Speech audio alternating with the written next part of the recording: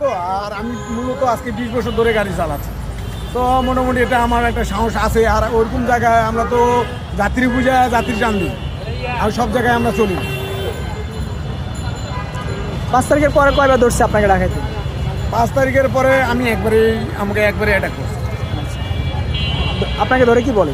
আমাকে ধরে না কোনো কিছু না, আমাকে বলতেছে কি আছে বাইর করো। প্রথমে গাড়ি নিতে চাইছে, গাড়িটা নিতে পারে নাই। তখন বলতেছে যে মামা আপনি একটা হুজুর মানুষ, দেখা যাচ্ছে হুজুর মানুষের মতো, তো দেখি আপনার পকেটে কত টাকা আছে। আমি নাকি প্রথম ওদের বললো যে আপনি আমাদের প্রথম কাস্টমার। পরে আমার পকেটে যাই 1200 টাকা ছিল, 1200 টাকায় নিয়ে নিচ্ছে।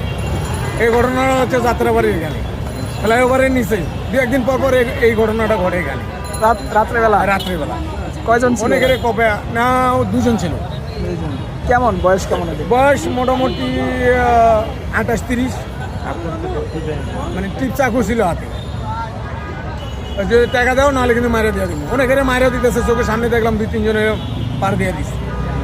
এরকম পরিস্থিতি, তখন আমি ভয় দিয়ে দিচ্ছি।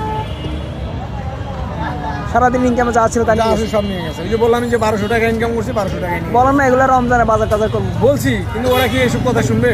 এখন তো কথা বলার কোনো নেই, না তো আবার পার মারিয়ে দিয়ে দিবে। এখন টাকাটাই যা কখন যদি পার মারি দেয়, তো পরিস্থিতি আরো খারাপ।